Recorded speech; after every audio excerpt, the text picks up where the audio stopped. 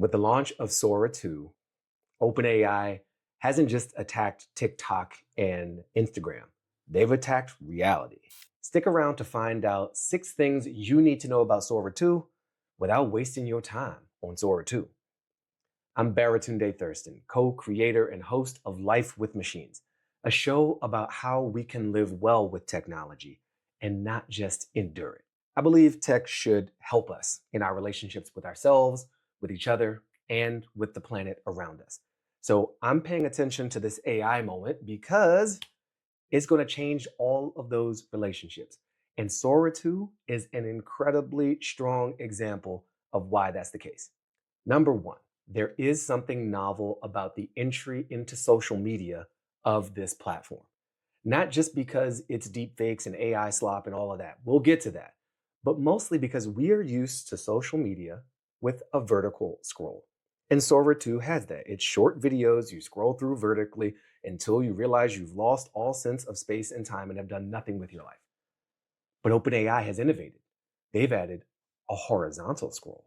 So on the videos you're seeing, if you scroll horizontally, you'll see remixes on a particular seed creation. And I actually want to give them a point for that. That's different. That's a nice twist. Number two, I think Sora 2 is an indicator that there's new forms of media that will be coming online. We won't just see terrible versions of sitcoms or news broadcasts. We'll see new versions of things we've never seen before. And much of that will be terrible. Some of it will be hilarious and creative.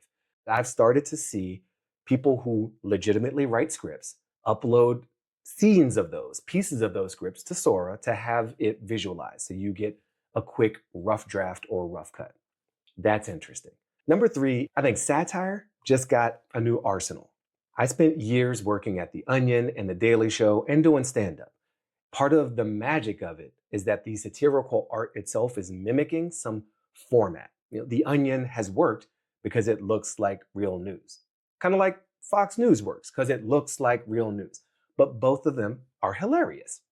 Sora 2 allows just about anyone to create a real looking thing that's not.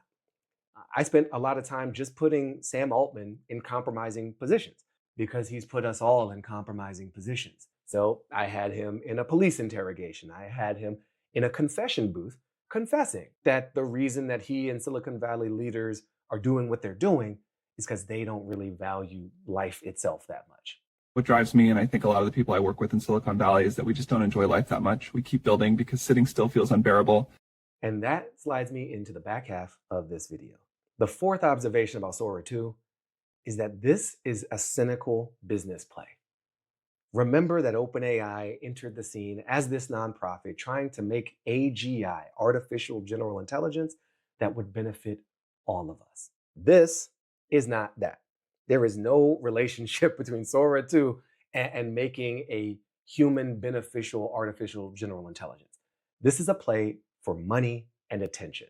This is an attack on everything we think we understand to be real. The videos are so convincing. The ability to put people in them that did not consent is over the top. Why? Why are we doing this? I don't remember long lines of people demanding this. I've seen no change.org petitions, no Kings rallies demanding we want more fake slop. The whole world is demanding, I don't know, healthcare, an end to wars, reduction of carbon in the atmosphere, or just more sleep. I don't know anybody at large asking for this. OpenAI is pushing this because it's distracting. It's not good what they've thrown out into the world here. And the way they've done it is really devastating to actual human beings. And that's my real interest. I want to read something to you. This came from the daughter of Robin Williams, famed comedic actor who we tragically lost several years ago. This is his daughter, Zelda. Please stop sending me AI videos of my dad. You're not making art. You're making disgusting, overprocessed hot dogs out of human lives. This technology is reanimating people without their consent or the consent of their loved ones. And that's part of the cynical trade. OpenAI knows exactly what they're doing. They make it free. They create a little gate to sort of increase the sense of exclusivity, but they remove all the controls on copyright. And let's get really specific about the actual technological creativity here. So, this is generative AI. It should be called regenerative AI because of the amount of reprompting I have had to do to make something actually look the way I want it to look. There's so much fake usage in these tools and models because they don't really do exactly the thing that you want them to do. So, yeah, I'm a fan of innovation and forward progress. Some of this is here, but mostly this is a lot of energy. This is a lot of attention going towards something that doesn't return a lot of value to all of us real humans. And the truth is, after a week of hanging out on Sora 2, I don't feel compelled to return. I'm not waking up or in my free moments checking out what's happening on Sora 2. I'm still far more interested in real video footage from real moments. I'm interested in what real artists have to say through real movies and real TV shows, and even some synthetic stuff, but still much more human than what's going on here. Oh, and there is one more thing.